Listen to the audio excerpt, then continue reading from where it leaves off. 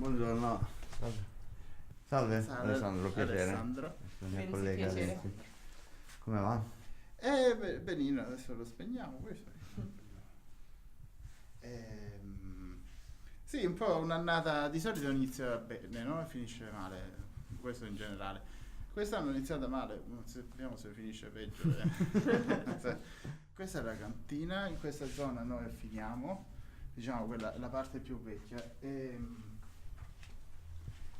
Una volta era un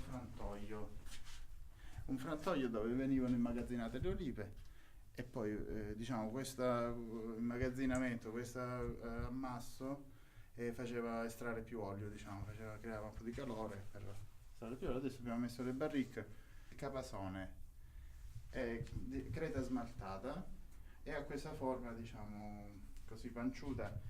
E non è un caso perché lì dentro il vino si muove molto lentamente, non si vede all'occhio, però è sempre in movimento e questo movimento tiene in sospensione la feccia, i lieviti, diciamo, che sono batteri che continuano, diciamo, a fare evolvere il vino, ad affinare il vino e diciamo, l'effetto, diciamo, più evidente è il volume che si crea nel vino, no? Al palato. Però va fatto l'affinamento in questi recipienti che sono difficili da chiudere, quindi diventa sempre un ambiente, diciamo, di riduzione, no? L'ossigeno tende a uscire, però per la chiusura che ha diventa un ambiente ossidativo. Come chiusura sì, diciamo c'era o un piatto sempre in creta o comunque la propria chiusura, no? Una specie di coppa. E veniva chiusa con la calce, col cemento, con la cera. Sono un po' difficili da lavare, sono delicati, però sono fatti in modo, questi sono standard, sono da 270 litri, come le barriche sono da 220, anche questi sono diciamo a misura, in modo che un uomo riuscisse anche, diciamo, a muoverlo anche pieno, muoverlo e soprattutto a girarlo quando era vuoto. Ma sono dei nonni, quindi avranno 80 anni e 90. Per noi deve maturare almeno 2 anni, dobbiamo tenerlo in cantina almeno per 2 anni. E diventa più fluido, più elegante. In bottiglia, e col tempo poi in bottiglia ancora di più, no? Diciamo, lui si deve convincere, no? Di stare in bottiglia, quindi ci vuole tempo. E quando poi si apre una bottiglia al quinto, al settimo anno dalla vendemmia, e il vino, diciamo, è più elegante, ha questa armonicità, no? tra gli elementi della struttura del vino e si sente questa frutta, no? Un po' più affinata, no? che lo rende più elegante, diciamo. Facciamo un passaggio della riserva qui per un anno, diciamo riserva facciamo 2000 bottiglie, non tantissime. Sì, noi assaggiamo le barrique e selezioniamo quelle che ci piacciono per strutture, per complessità e decidiamo di lasciarle affinare, no? Poi utilizziamo queste piccole botti. È un alberello di 60 anni, ha questa, diciamo, struttura così taglio su taglio, no? Cresce negli anni con i vari tagli fatti durante il periodo invernale, la potatura a secco. In questo periodo si sceglie, diciamo, la gemma che poi darà i frutti.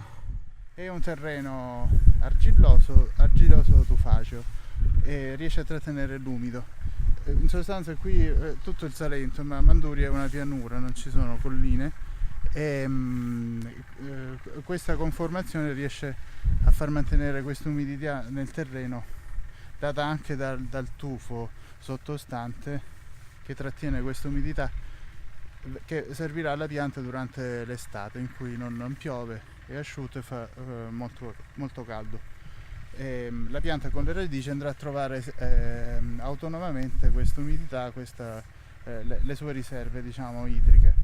Noi abbiamo 7 ettari, sono, diciamo, 4 ettari così ad alberello, c'è anche l'alberello senza la struttura metallica che è proprio aperto. Quando cresceranno quei tralci si apriranno così al sole e avranno questa esposizione diciamo continua per tutta la giornata al sole, diciamo in modo differente dalle spalliere classiche che hanno la vegetazione verticale, e quindi ci sono dei momenti del giorno che la foglia non riceve i raggi del sole direttamente.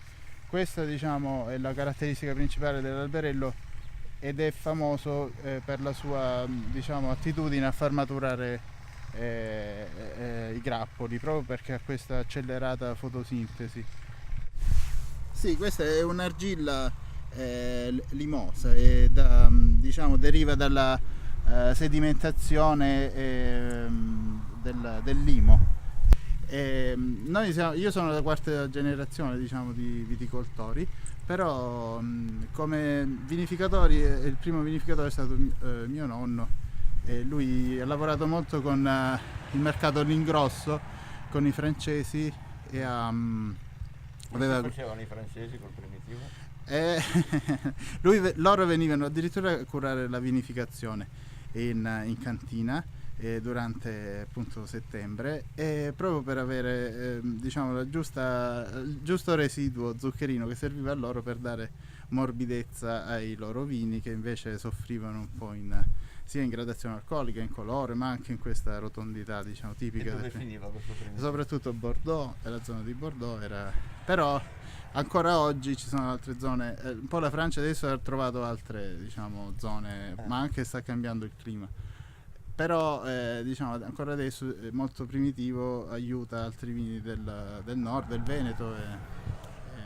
Okay. Però adesso ci troviamo in un momento in cui una volta dicevamo no, conviene scrivere Amarone, per esempio, no? Sul nostro bottiglia, e invece adesso sta diventando il contrario, forse conviene scrivere primitivo, e ci siamo riusciti. Ma quindi diciamo. è vero che molto primitivo finisce in Veneto?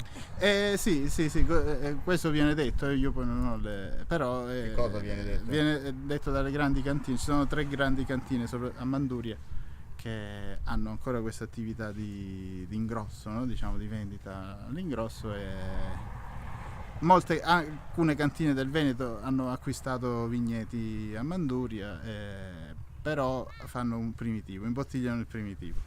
Okay. Cioè, ci fa onore. No, no, ma nel senso che molto primitivo finiva nell'Amarone. Ma, sì, nei periodi fino a 20 anni fa sì, ha Non aiutato. più dici adesso tu. Non lo so, adesso non posso dirlo. Sicuramente un Amarone fatto autenticamente è un po' diverso dal primitivo, però ci sono alcuni Amaroni fatti col primitivo che assomigliano tanto. Questa frutta, la ciliegia, in origine era una palude, era molto paludosa la zona, e ha sviluppato, diciamo, questa terra comunque scura, che ha anche, diciamo, appoggiata su una roccia che è tuface, è porosa, che riesce a trattenere questa umidità, quest'acqua, e rilasciarla poi durante il periodo asciutto, no?